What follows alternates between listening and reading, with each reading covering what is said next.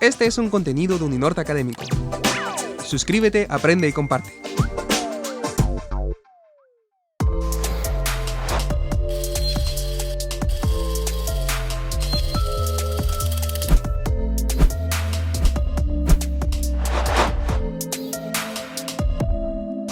Hola a todos y bienvenidos a este video sobre el universo narrativo del audiovisual. Hoy vamos a comenzar unos capítulos sobre la luz.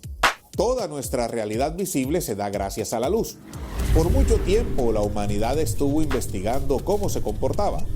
Importantes científicos le han dedicado mucho trabajo y tiempo, y hoy entendemos su naturaleza como la de ondas electromagnéticas que se propagan en el vacío. Para seguir con la historia, recordemos nombres tan importantes como los de Joseph Niepce en la fotografía, los hermanos Lumière, Thomas Edison y William Dickson en el cine, y en la televisión están los nombres de John Bird y Philo Farnsworth. Todos ellos, junto con tantos otros inventores y científicos, nos han permitido llegar hoy a un mundo digital más amigable y al alcance de muchas personas al mismo tiempo. Pero las particularidades de la luz y su naturaleza seguirán siendo las mismas. Por tanto, el funcionamiento de las cámaras, sea cual sea su tecnología, es en esencia el mismo: capturar la luz. Veamos. Esta es una cámara DSLR, como muchas otras en el mercado.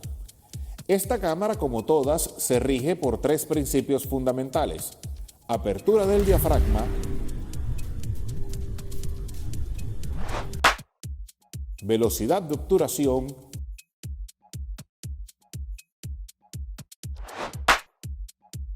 e ISO.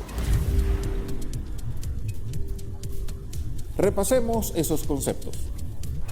La apertura del diafragma es un concepto enfocado a las lentes, que funciona como el iris de nuestros ojos. A mayor luz, el iris de nuestros ojos se cierra y a menor, se dilata. La lente funciona igual. A ese abrir o cerrar el paso de la luz lo nombramos como apertura del iris, con números que van de menor a mayor para indicar qué tanto dejan pasar la luz. Por ejemplo, un iris en f2.8 indica una abertura bastante grande, necesaria cuando hay poca luz, y f16 o f22 indican una apertura cerrada, es decir, mucha luz. A esos intervalos se les llama stops. La velocidad de obturación es la velocidad con la que el obturador, que es una cortina dentro de la cámara que se abre y se cierra cuando accionamos el botón respectivo, se mueve mientras estamos grabando o tomando una fotografía. Mientras más luz, la velocidad de obturación puede ser menor.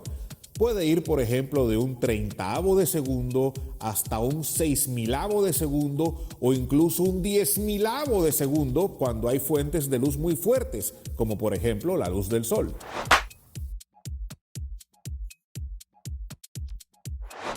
Y por último estaría el ISO, que es un término que hace referencia a la sensibilidad con que el dispositivo, en este caso la cámara, recibirá la luz. Si nos encontramos en una situación de mucha luz, trabajaremos con un ISO de 100 a 200. Si no tenemos tanta luz, podemos trabajar con un ISO mayor, pero se corre el riesgo de que ocurra algo que llamamos el pixelado, es decir, que se noten mucho los puntos que componen la imagen. Coloquialmente se dice que se reventó el píxel o los píxeles. El balance de blanco busca equilibrar la ausencia y la presencia de luz basados en el tipo de fuente que se esté usando. Cada luz produce una sensación de color distinta. Debemos entonces identificar ese tipo de luz para escoger en la cámara el balance correspondiente. Esto garantizará que el negro sea negro, el blanco sea blanco y que los colores correspondan con la realidad.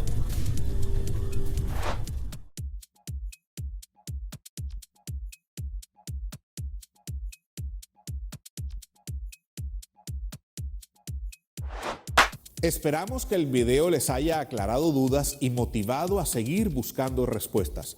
Nos vemos en los próximos tutoriales, donde seguiremos hablando de la maravilla de construir con luz nuestras historias. Hasta entonces.